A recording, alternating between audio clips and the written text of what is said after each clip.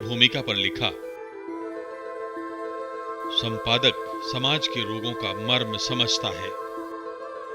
कठिन रोगी देखकर वैद्य घबराता है, लेकिन संपादक प्रसन्न होता है। वैद्य डरता है कि इसकी प्रकृति पर मेरी औषधि असर नहीं करेगी, किंतु संपादक को अपनी औषधियों पर कभी अविश्वास नहीं होता। हालांकि इसी लेख में वो आगे संपादकों की खबर लेने से नहीं चूकते। वो लिखते हैं, कोई कोई संपादक अपने अहम पर विजय नहीं प्राप्त कर पाते। उनके वाक्यों और आचरण में अंतर रहता है। वे अपने उच्च पद को घमंडी बनकर कलंकित करते हैं। वे अपने प्रतिपक्षी पर नीचता से हमला बोलते हैं। उनके विचारों में संकीर्णता का साम्राज्य रहता है। इसका हम साधारण मनुष्यों को बड़ा दुख होता है।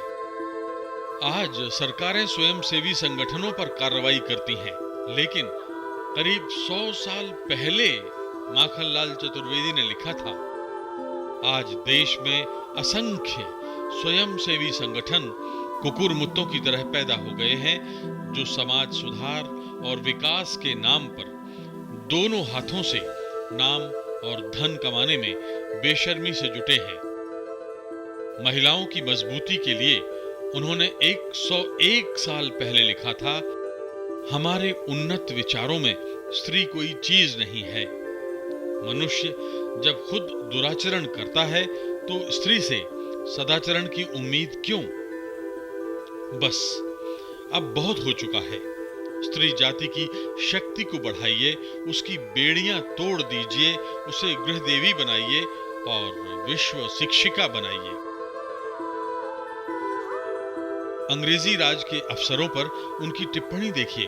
आप पाएंगे कि आज 100 साल के बाद भी ब्यूरोक्रेसी जस की तस है। वो लिखते हैं, इरादों से काले, जबान से खूंखार, कलम के शहंशाह, पैसों से भरपूर, रहम से खाली और टूट पड़ने में जंगली जानवर को अधिकारी कहते हैं। आज हम मौजूदा शिक्षा प्रणाली में अनेक दोष देखते हैं। उसे रोजगार दिलाने वाली नहीं मानते। अब देखिए, करीब 100 साल पहले दादा अपने एक लेख में क्या लिखते हैं। हम पूछते हैं, ये कैसी शिक्षा है जो हमें गरीब बनाती है? हमारे बच्चों की ताकत खर्च होती है रेखा गणित और बीज गणित पढ़ने में, और वो बनते हैं 20 रुपए महीने वाले सरकारी नौकर। ये कैसी शिक्षा है जो हमारे कई साल खराब करती है, किंतु हमें जीवन युद्ध के किसी काम का नहीं रहने देती। हम किसानों की संतान हैं, हम ऋषियों की संतान हैं, लेकिन न हमें किसान बनने की शिक्षा दी जाती है, न व्यापारी बनने की, और न ऐसे काबिल ऋषि हैं जो अच्छे ऋषि बनने की शिक्षा दें। 103 साल पहले 27 जनवरी 1914 के प्रभा में उन्होंने लिखा, ये बात किसी से छिपी नहीं है कि वर्तमान शिक्षा प्रणाली कैसी है और उसे वास्तव में क्या करना चाहिए। शिक्षा विभाग को चाहिए कि वो देशी भाषाओं में शिक्षा दे। भारतीय ग्रेजुएटों को नैतिक शिक्षा भी दी जानी चाहिए, जिससे उनका चरित्र गठन ठीक ढंग से हो। अभी भारतीय ग्रेजुएट पर जो बोझ लादा गया है वो किसी काम का नहीं है। माखनलाल जी एक आदमी थे जिन्होंने साहित्य और राजनीति दोनों से तालमेल बैठा करके अपना संपादन कार्य किया, इसलिए आज भी वो एक मानक के रूप में हमारे सामने आए। और प्रभा जो निकाला, वो प्रभा बिल्कुल साहित्यिक पत्रिका थी, जिसको के साथ सुभद्रा कुमारी चौहान जैसे सारे बहुत लोग उससे कवि के रूप में प्रतिष्ठित हुए। बालकृष्ण शर्मा, नवीन वगैरह पहले उसी में लिखते थे, उनको भी उन्होंने वहीं से जगह दिया। उसको कहा गया कि वो मध्य प्रदेश की सरस्वती है। हमने आपको बताया था कि महान संपादक माधवराव सप्रे ने गणेश शंकर विद्यार्थी से अनुरोध किया कि वो महाकौशल में आजादी का आंदोलन तेज करने में मदद करें और माखनलाल जी को प्रताप और प्रभा से मुक्त करके जबलपुर भेजें। सप्रे जी साप्ताहिक कर्मवीर निकालना चाहते थे। इसके आगे की कहानी खुद दादा के शब्दों में सुनिए। जब मैं करमवीर का घोषणा पत्र भरने के लिए आयरिश जिला मजिस्ट्रेट मिस्टर मथाइस के पास गया तो मुझे सलाह दी गई थी कि मैं अखबार निकालने का कारण रोजी रोटी का जरिया बताऊं, पर मुझे ये मंजूर नहीं था। आगे उनके साथ कुछ इस तरह संवाद हुआ। माखनलाल चतुर्वेदी, इधर से अंग्रेजी में सीपी न्यूज वीकली निकलता है, फिर हिंदी वीकली क्यों निकालना चाहते हो? मिस्टर मथाइस, आपका अंग्रेजी पत्र तो दब्बू है, मैं वैसा नहीं निकालना चाहता। फिर कैसा अखबार चाहते हैं? मैं एक ऐसा पत्र निकालना चाहता हूं जिससे ब्रिटिश हुकूमत चलते चलते रुक जाए। ओह मिस्टर चतुर्वेदी, मैं ऐसा पत्र देखना चाहूंगा और शासन को ठीक से चलाऊंगा। आपको कुछ छापने का मौका ही नहीं दूंगा। देखते हैं मिस्टर मथाइस, ये लीजिए 2500 रुपए, मेरी जमानत के अग्रिम। अगर कुछ छपे तो आप कार्रवाई करें, इससे पहले ही मैं बंदोबस्त कराया हूं। नहीं मिस्टर चतुर्वेदी, आप इसे अपने पास ही रखिए। मैं अपना शासन अच्छा चलाऊंगा, आपको आलोचना का मौका नहीं मिलेगा और ना ही मुझे कोई कार्रवाई का। ठीक है, देखते हैं। इस तरह 17 जनवरी 1920 से कर्मवीर का प्रकाशन शुरू हो गया। पहले ही संपादकीय में दादा ने कर्मवीर के इरादे साफ कर दिए। उन्होंने लिखा, हमारी आंखों में भारतीय जीवन गुलामी की जंजीरों से जकड़ा दिखता है। हम प्रयास करेंगे कि ये जंजीरें फिसल जाएं। हम स्वतंत्रता के हामी हैं, मुक्ति के उपासक हैं, चाहे वो शरीर की हो या मन की। हम संसार को याद दिला देंगे कि अपने आप पर शासन करने के लिए तैयार रहो। हमारा बल धर्म का बल होगा। इस संपादकीय ने इलाके में खलबली मचा दी। चंद रोज बाद उन्होंने प्रेस एक्ट के खिलाफ भी मोर्चा खोल दिया। दरअसल उन दिनों 1910 के प्रेस एक्ट के मुताबिक समाचार पत्र संचालित होते थे और ये एक्ट अभिव्यक्ति का गला घोंटने वाला माना गया था। अखबार शुरू करते ही दादा ने इसी एक्ट को निशाना बनाया। उन्होंने एक लेख में इस एक्ट की धज्जियां उड़ा दी। माखनलाल चतुर्वेदी ने लिखा, प्रेस एक्ट लागू होने के समय भारत में 991 प्रकाशन समूह थे। इनमें से 286 को सरकार ने चेतावनी दी कि वो उनसे नाराज है। बाकी 705 से भारी भारी जमानतें मांगी गईं और जब्त कर ली गई हैं। 70 को ये दोहरा दंड भुगतना पड़ा। शुरू होने जा रहे 173 नए प्रिंटिंग प्रेस और 125 नए समाचार पत्र छपने से पहले ही रोक दिए गए। ये दमन नीति पूरे जोर से बढ़ती जा रही है। 500 से अधिक किताबें 1918 में जब्त कर ली गईं। 300 समाचार पत्रों से 6 लाख तक की जमानतें मांगी गईं। ये घनघोर अन्याय है। भारतवासियों के नागरिक अधिकारों की रक्षा की घोषणा की जाए, जिसमें यह वादा किया जाए कि प्रकाशन समूह पूरी तरह आजाद होंगे और कोई लाइसेंस या जमानत नहीं मांगी जाएगी। उनकी पत्रकारिता केवल लेखन तक सीमित नहीं थी कि लिख करके रख दिया। उस समय तो एक प्रश्न था देश की आज़ादी का। अंग्रेज़ों के खिलाफ अपनी कलम से उन्होंने हथियार का काम लिया और उनके लेखन से निश्चित ही अंग्रेज़ सरकार थरथराई। बहुत से ऐसे प्रश्न उपस्थित हुए कि दादा ने करवीर के माध्यम से उनको उठाया और एक आंदोलन से खड़ा हुआ। माखनलाल चतुर्वेदी अपनी और कर्मवीर की पत्रकारिता को पूरी तरह पारदर्शी बनाना चाहते थे। इसलिए उन्होंने संपादकीय नीति बाकायदा कर्मवीर में छापी। इस नीति को उन्होंने 1927 में भरतपुर के संपादक अधिवेशन में देश भर से आए पत्रकारों को पढ़कर सुनाया था। इस नीति में कहा गया था, कर्मवीर के संपादक और कर्मवीर की कठिनाइयों का कहीं कोई उल्लेख नहीं होगा। कभी भी धन के लिए कोई अपील नहीं की जाएगी। ग्राहक संख्या बढ़ाने के लिए कर्मवीर के स्तंभों का सहारा नहीं लिया जाएगा। सनसनीखेज खबरें कभी नहीं छापी जाएंगी। कोई विज्ञापन विभाग नहीं होगा और न ही किसी की नियुक्ति विज्ञापन लाने के लिए की जाएगी। क्रांतिकारी पार्टी के खिलाफ गांधी जी के बयान भी नहीं छापे जाएंगे। क्या आज आप किसी अखबार से ऐसी बेबाकी की उम्मीद कर सकते हैं? आज सारे सिद्धांतों का जनाजा निकल रहा है। पत्रकारिता बेबस और लाचार नजर आती है, मगर गुलाम हिंदुस्तान में भी कर्मवीर की पत्रकारिता शान से चलती रही। सारा देश चतुर्वेदी जी की निर्भीकता का कायल था। उस समय में इस तरह का प्रश्न पत्र था कि राष्ट्रीय जागरण का पत्र था, और जिस तरीके से नवजीवन निकलता था गांधी जी का, वो निकलता था, इस तरीके से कर्मवीर की टिप्पणियाँ बहुत मान्य होती थी, देश को बड़ी प्रभावित करने वाली होती थी। लोग हंस हंस के जान दे देते थे इनके संपादकियों को पढ़ करके। इसी बीच गणेश शंकर विद्यार्थी फिर जेल भेज दिए गए।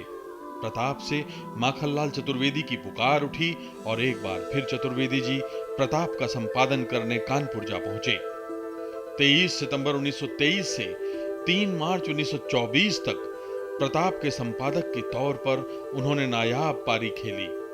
पाठकों को विद्यार्थी जी की कमी महसूस नहीं होने दी। कानपुर से लौटे तो खंडवा से कर्मवीर निकालने के संकल्प के साथ 4 अप्रैल 1925 को खंडवा से कर्मवीर का प्रकाशन शुरू हो गया। आजादी के बाद 1959 तक कर्मवीर छपता रहा। हम आपको पहले ही बता चुके हैं कि दादा ने सक्रिय राजनीति से खुद को 1935 में ही अलग कर लिया था, और यही कारण था कि वो सभी दलों के बारे में और राष्ट्रीय मसलों पर निरपेक्ष तथा बेबाक राय रखते थे।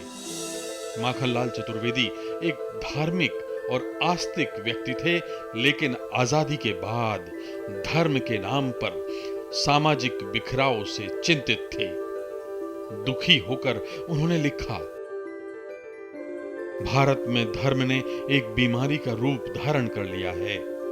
हर इंसान इस रोग का शिकार है।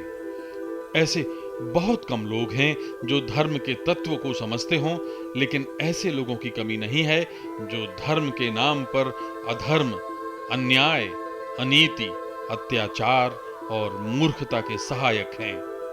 इससे एकता का नाश हो जाता है।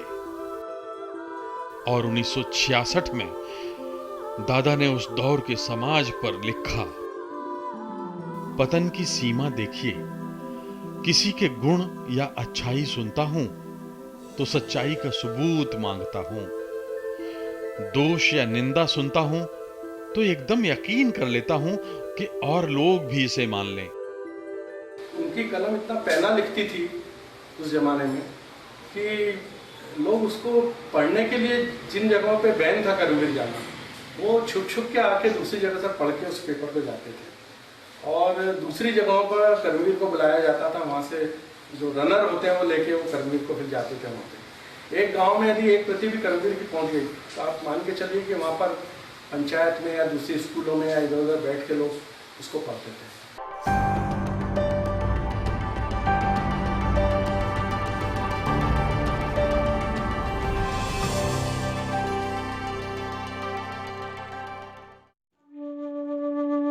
दादा की देह थकने लगी थी, लेकिन दिमागी चुस्ती बरकरार थी। 79 साल की उम्र हो चली थी। देश में राजनीतिक अस्थिरता का माहौल और राजनेताओं का बौना होता कद उन्हें परेशान करता था। वो अनमने और दुखी रहने लगे। शरीर में बुढ़ापे की बीमारियों ने घर बना लिया। जब इंसान मानसिक रूप से टूट जाता है तो जीने की चाहत नहीं रह जाती।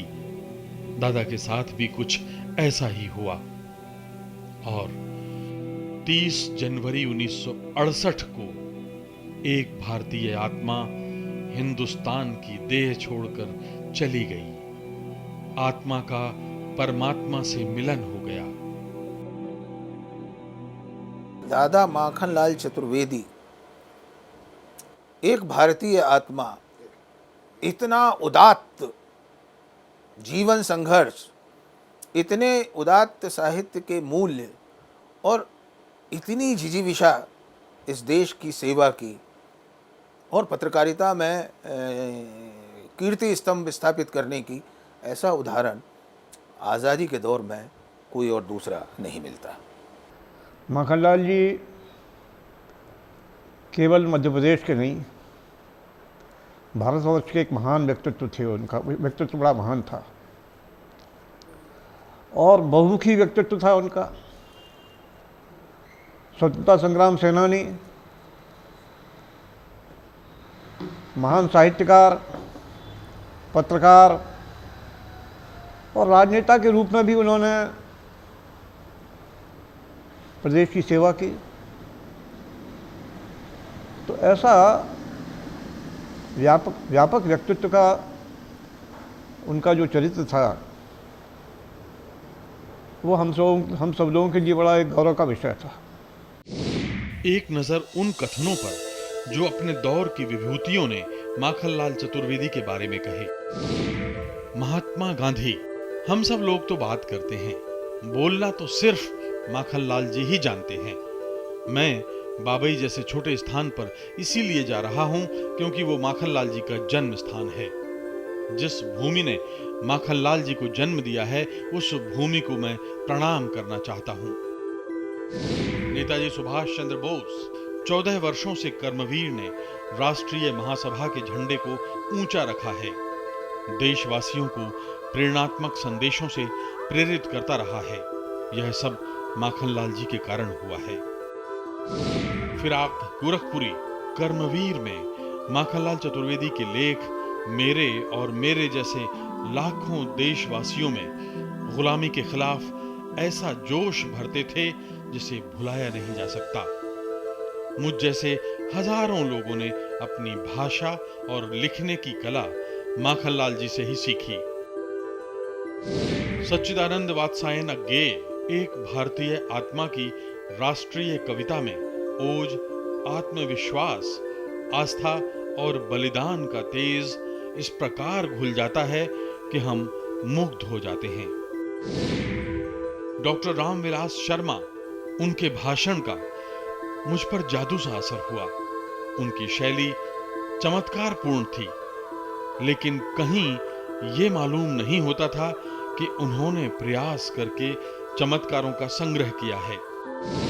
आचार्य नंद दुलारे वाजपेयी, भारत में ऐसा कोई कवि नहीं जिसने देश को केंद्र में रखकर ऐसा विशाल राष्ट्रीय साहित्य का निर्माण किया हो। डॉक्टर हजारी प्रसाद द्विवेदी, श्रद्धेय चतुर्वेदी जी की वाणी में सरस्वती का वास था। उनकी कलम से ब्रिटिश शासन कांपता था। महादेवी वर्मा, माखनलाल चतुर्वेदी के काव्य में हिमालय सी गरिमा हरितांबर धरती से बोलती है।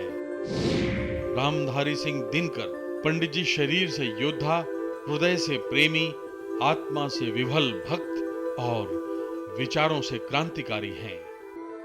दादा माखनलाल चतुर्वेदी ने 50 साल तक शब्दों के जादू से हिंदुस्तान को बांध कर रखा। उनके क्रांतिकारी साहित्य ने गोरी हुकूमत को हिलाकर रख दिया। ऐसे दिव्य महापुरुष खामोशी से हमारे बीच से चले जाते हैं।